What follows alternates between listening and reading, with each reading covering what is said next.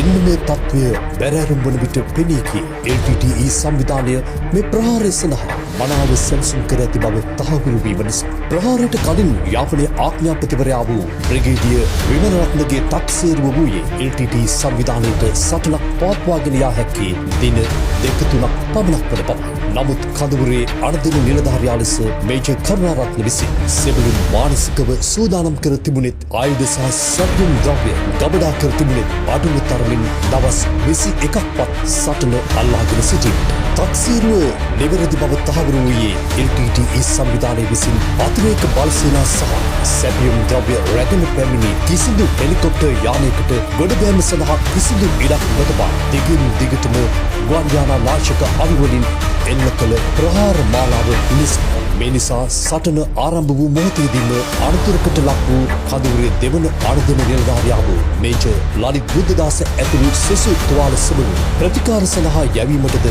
නොහැකි වුණා. මේ හේතුවෙන් බුද්ධදාස මහතා ජීවිතක්ෂයට පත් වූ අතර සටනේදී මියගිය වෙනත් කිසිදු සෙබළෙකුගේ සිරුරක්ද ඥාතීන් වෙතට යැවීමට නොහැකි වූයේ සටන මැදේ අලිමංකඩ කඳවුර සම්පූර්ණයෙන්ම හුදකලා වී තිබීම නිසා. කඳවුර රැක ගැනීමට අනදින නිලධාරී කරුණාරත්න සටන් කරද්දී ඔහුගේ බිරිඳ සිය දෙවන දරුවා ලෙස පුතෙකු මෙලොවට බිහි කළා. අදබෙන් කිසිදු සංනිවේදන පහසුකමක් නොතිබූ ඒ වකවානුවේ මේජර් කරුණාරත්නට සිය බිරිඳට දුරකථන ඇමතුමක් හෝ දීමට ඉඩක් තිබුණේ නැහැ. සිය ජීවිතයට අමතරව 550ක් පමණ වන සෙබළුන්ගේ ජීවිතද ත්‍රිවිධ හමුදාවේ අභිමානයේද සමස්ත ජාතියක බලාපොරොත්තුවද දෙවුර මත තවාගෙන මේජර් කරුණාරත්න අලිමංකඩ කඳවුර බේරා ගැනීම සඳහා සටන් වැදී සිටියා. අලිමංකඩ සටනේ හැරුම් ලක්ෂ්‍ය වූයේ LTTE සංවිධානයේ සන්නාහ සන්නද්ධ බුල්ඩෝසරයේ ගමන් මඟ නවත්වා එය අක්‍රිය කිරීමට හසලක ගාමිණී කුණරත්න ජීවිත පරිත්‍යාගයෙන් සිදු කළ ප්‍රහාරය.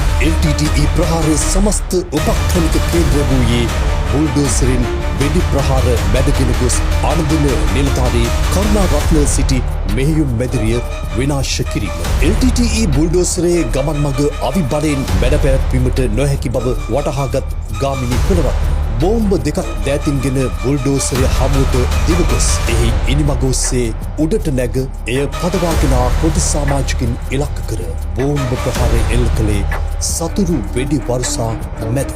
කුණරත්නගේ ප්‍රහාරයෙන් බුල්ඩෝසරයේ ගමන් මඟ නැවතී ගිය අතරම එහිදී ඔහුගේ වටිනා ජීවිතයද අහිමි වුණා. ගාමිණී කුලරත්නගේ ජීවිත පරිත්‍යාගයෙන් ධෛර්යයට පත් සෙසු සියලු දෙනා LTTE ප්‍රහාරය මැඩ පැවැත්වීමට එකාවන්ව සටන් කළා. සේනාංකාධිපති මේජර් ජෙනරාල් ඩෙන්සල් කොබ්බෑකඩුව නිරන්තරයෙන් මේජර් කරුණාරත්න සමග සම්බන්ධ වෙමින් සටනට අවශ්‍ය උපදෙස් ලබා දුන් අතර මොහොතෙන් වෙත්තලයි කර්ණි වෙත ළඟා වූ අතිරේක බලසේනා සමගින් අලිමංකඩ කඳවුර බේරා ගැනීමට බලවේගය මෙහෙයුමට නායකත්වය දෙමින් ඉදිරියට ගමන් කළා.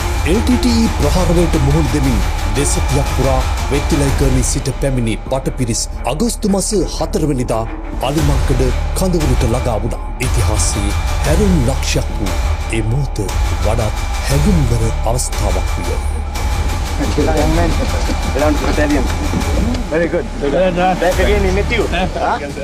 යුද හමුදාපති ලොතිනන්ට් general Hamilton Wanasinghe major Karunaratne උණුසුම් අන්දමින් පිළිගෙන ඔහුගේ අඩුතුපන් බිනිඳුපුතු බැලීමට යාම සඳහා වහම දින දෙකක නිවාඩුවක් ලබා දුන්නා. අනදින නිලධාරී ලෙස කරුණාරත්නගේ මෙහෙවර ඉන් හමාර වූයේ නැහැ. හසලක ගාමිණී කුලරත්න සිදු කළ පරිත්‍යාගයට නිසි ඇගීමක් ලබා දීමට ඔහු පුද්ගලිකවම මහන්සි වුණා. ප්‍රතිඵලය වූයේ ශ්‍රී ලංකාවේ ඉහළම වීරක්‍රියාව වෙනුවෙන් පිරිනමන පරම වීර විභූෂණ සම්මානයෙන් ප්‍රථම වරට පිදුම් ලැබූ ශ්‍රී ලාංකිකයා ලෙස ගාමිණී කුලරත්න බොහොමකට පාත්‍ර වීම.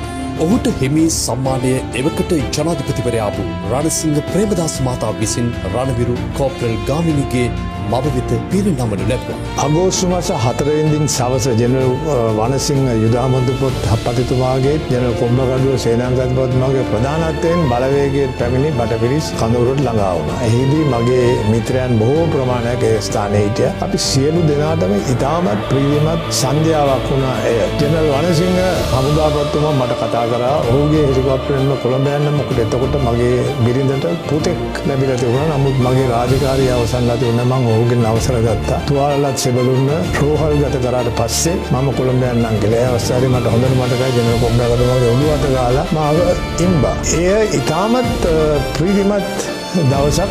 මොකද අපි LTT සංවිධානයේ සම්පූර්ණ ප්‍රයත්නයක් අපි ව්‍යර්ථ කළා. ඔවුන්ගේ එම ප්‍රයත්නය සාර්ථක වුණා නම් අපගේ රටේ අනාගතයේ සම්බන්ධව අපිට ඉතාමත් ප්‍රශ්නකාරී තත්ත්වයකට මුහුණ දෙන්න හොඳටම ඉඩ තිබුණා. ඔවුන්ට තමන්ගේ බලය උතුරු නැගෙනහිර ප්‍රදේශවල පතුරවා ගැනීමට ඔවුන්ට හැකියාව තිබුණා. එම නිසාම මෙම සටන ජයග්‍රහණය කිරීම අපි සියලුම දෙනාගේ ප්‍රීතියට කරුණක් වුණා. 1991 අලිමංකඩ කඳවුර පිහිටා තිබූ ස්ථානය LTT සංවිධානයේ ඉතාමත් අපහසු ඒ වගේම ඉවත් කර ගැනීමේ අවශ්‍යතාවය ප්‍රමුඛව පැවතුණා. අලිමංකඩ කඳවුර එම ස්ථානයේ ඉවත් කරගත්තා නම් ඔවුන්ට ඒ නමය මාර්ගයේ භාවිතාවෙන් වන්නයේ සිට යාපනයටත් යාපන අර්ධද්වීපයේ සිට වන්නයටත් සම්පූර්ණ ගමනාගමන පහසුකම් ඇති වෙනවා. ඒ වගේම ඔවුන්ගේ භෞතික සහ මානව සම්පත් අවශ්‍ය කරන ස්ථානයට රැගෙන යාමට ඔවුන්ට ඉතාමත් පහසුවක් වෙනවා. අලිමංකඩ කඳවුර හන්දා ඔවුන්ගේ මානව මෙන්ම භෞතික සම්පත් දෙකට බෙදලා තිබුණා. LTT සංවිධානය තමන්ගේ සම්පූර්ණ උත්සාහය සහ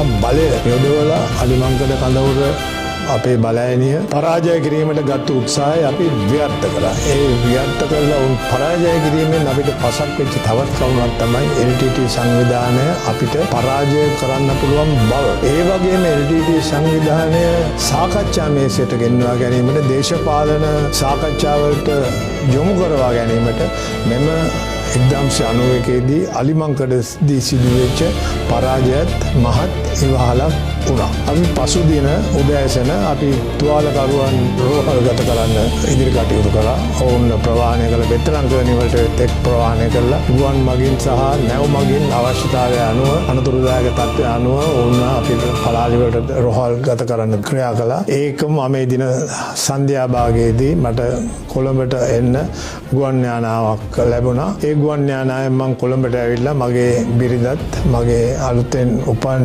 පුතාවත් මම බලන්න ගියා. ඒ බලලා මට පැය 72ක නිවාඩු කාලයක් ලබා දුන්නා. නමුත් මම බිරිඳගේ අවසර ඇතුව පැය 48ක් තුළදී මම ආපසු බලයනියට ගිහිල්ලා බලයනියේ සෙබළුන් සමග සම්බන්ධ වෙලා ප්‍රතිසංවිධාන කටයුතු සහ ඉදිරි කටයුතු සම්බන්ධව ක්‍රියා කළා. අපේ බලයනිය බල සංඛ්‍යාව 260කට පමණ අඩු වෙලා තිබුණා තුවාලකරුවන් සහ මියගිය අයුරු. බලයනිය නැවත ප්‍රතිසංවිධානය කර ගැනීම මගේ ප්‍රධාන ප්‍රමුඛ කාර්යය වුණා. ඊට ජනරල් කොම්බගඩුව මට බලයනිය වවුනියාවේ ස්ථානගත කළා. ඒ සම්පූර්ණ සහයෝගය දුන්න මාස 6ක විතර කාලයක් තුළදී අපිට හැකි වුණා බලයනිය ප්‍රතිසංවිධානය කළා යුද හමුදාවේ සියලුම කටයුතු වලට සහභාගී වෙන්න. යුදෝපාය සහ දේශපාලන ප්‍රමුඛතා වෙනස් වීම මෙන්ම තාක්ෂණ සහ සම්පත් බහුල වීම හේතු කොටගෙන වර්තමාන සන්දර්භයේ යටතේ අලිමංකඩ පිහිටීමේ මොලෝපායික වැදගත්කම වෙනස් විය හැකි නම් අදින් වසර 35කට පෙර පැවති තත්ත්වයේදී එය එසේ නොවිය. එදා පැවති වාතාවරණය තුළ අලිමංකඩ යුද ජයග්‍රහණය යුද්ධයෙන් නිදහස් රටක් බවට ශ්‍රී ලංකාව පත් කිරීමට බලපෑ තීරණාත්මක සංදිස්ථානයකි.